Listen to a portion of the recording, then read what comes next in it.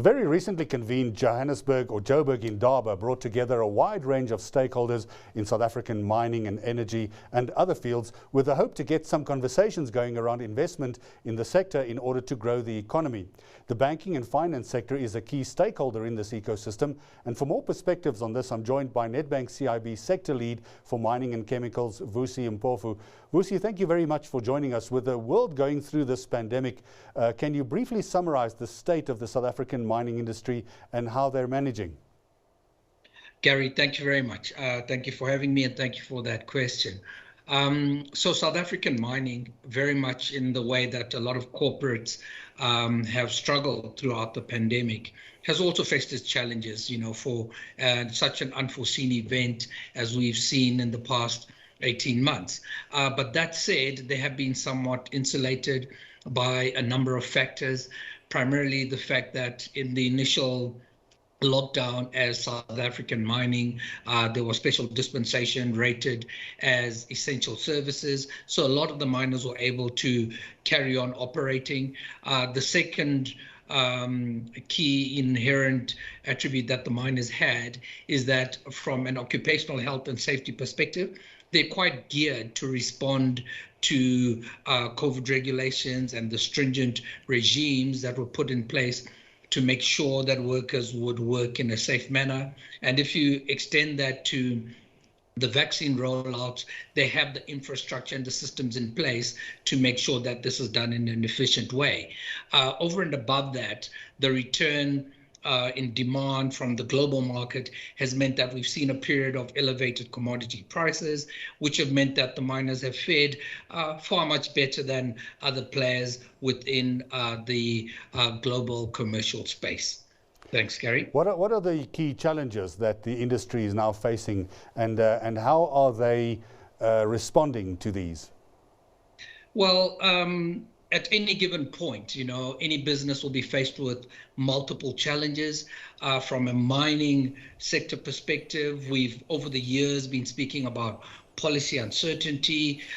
Throw that into the mix, the current issues that we have from a logistics perspective. If you look at all the issues that South African miners have with trying to get product to market, given the problems that we've had with our Transnet freight rail, with port and so on. But, I think one of the bigger problems that have persisted, which I'll probably focus on in my response to you now, is really the stability of power. The reason from a bank perspective we look at that is we say historically, in recent years, South Africa has come from an energy deficit, which has led to load shedding and many of the larger consumers of power having to reduce their utilization, which obviously has a stunting effect on mining operations as super users of power. But we as bankers and supporters to responsible miners have taken the view that this is this presents an opportunity. We look at it, we say that, yes, South Africa has an energy deficit, and we welcome recent legislative evolution with respect to the IPPs and the regulations now allowing for embedded generation capacity for SALT being moved from 1 megawatt to 100 megawatts.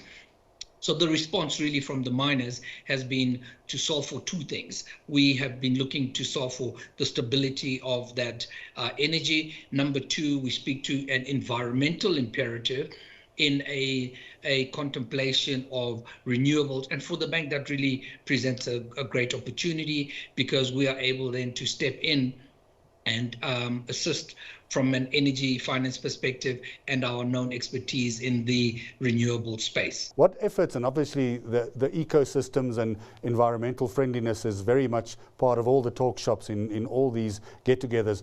What steps are mining companies taking to ensure they contribute to a cleaner future?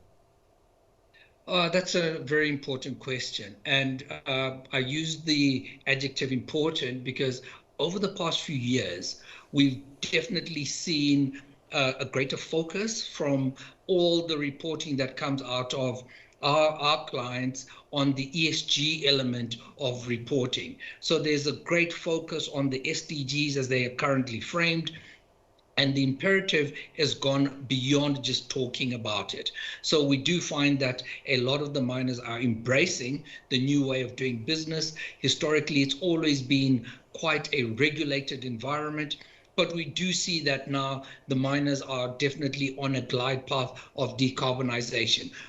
All the clients that we deal with in particular will tell us that they are contemplating trying to right-size their energy mix with a view to looking at alternative energy sources from a renewables perspective, looking at the hydrogen economy and how that develops. So all of those developments are being looked at in some form or fashion. We do have a number of clients who have gone out and issued RFPs for self-generation projects where they will be the primary off-takers. So that is really showing that mining is leading the energy evolution and how we can envisage a cleaner and greener future. We're going to have to leave it there. Vusi Mpofu, Sector Lead of Mining and Chemicals at Nedbank CIB. Thanks very much for joining us.